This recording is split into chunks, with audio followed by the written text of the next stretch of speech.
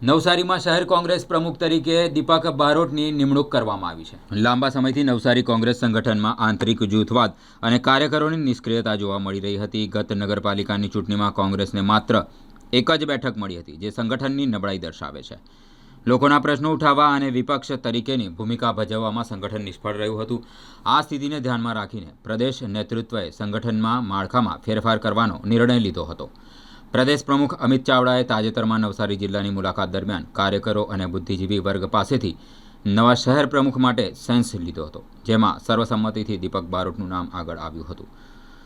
દીપક બારોટ અગાઉ પણ શહેર પ્રમુખ તરીકે જવાબદારી નિભાવી ચૂક્યા છે। તેમના અનુભવ અને કાર્યકરી સાથે જોડાણના કારણે પ્રદેશ સંગઠનને તેમના પર ફરી વિશ્વાસ મૂક્યો છે। હાલમાં નવસારી મહાનગરપાલિકામાં વહીવટદારનું શાસન હોવાથી અનેક જનતાના પ્રશ્નો વન ઉકેલ્યા છે। દીપક બારોટની નિમણૂકથી કોંગ્રેસ ફરી આક્રમક ભૂમિકામાં જોવા મળી છે। દીપક બારોટ સાથે મુખ્ય પડકારોમાં યુવા કાર્યકરોને પાર્ટીમાં જોડાવા અને મહાનગરપાલિકાના દરેક વોર્ડમાં મહિલા ઉમેદવારો શોધવાનો સમાવેશ થાય છે। છેલ્લા ઘણા વર્ષોથી યુવા વર્ગ કોંગ્રેસની સત્તા જોઈ ન હોવાથી પાર્ટીમાં યુવા કાર્યકરોની અછત છે। પ્રદેશ કોંગ્રેસ સમિતિ અને શીર્ષ નેતૃત્વએ બીજી વખત મારા પર વિશ્વાસ મૂક્યો છે।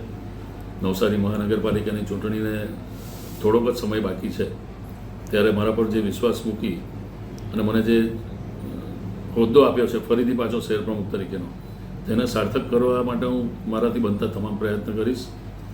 નવા અને જૂના કાર્યકરોને, વડીલોને બધાને મળીશ। નાગરિકોની સમસ્યાઓને ધ્યાનમાં લઈ અને નાગરિકો સાથે ધરણા પ્રદર્શન કે જે પણ દેખાવો કરવા પડે તે કરીશ। તન મન ધનથી કોંગ્રેસને વરવલ્યો છું અને વર્ષોથી કોંગ્રેસનો આજીવન સૈનિક છું। ત્યારે પાર્ટીએ મારા પર મૂકેલો વિશ્વાસને હું સાર્થક કરી અને આગામી ઇલેક્શનમાં ભારતીય જનતા પાર્ટીને સત્તા પરથી દૂર કરવા માટે મારાથી બને તેટલા તમામ પ્રયત્ન કરી અને કોંગ્રેસની સત્તા આવે તેવા અથાગ પ્રયત્નો કરીશ। નવસારી નગરપાલિકામાં છેલ્લા 30 વર્ષથી 1997થી ભાજપનું શાસન છે।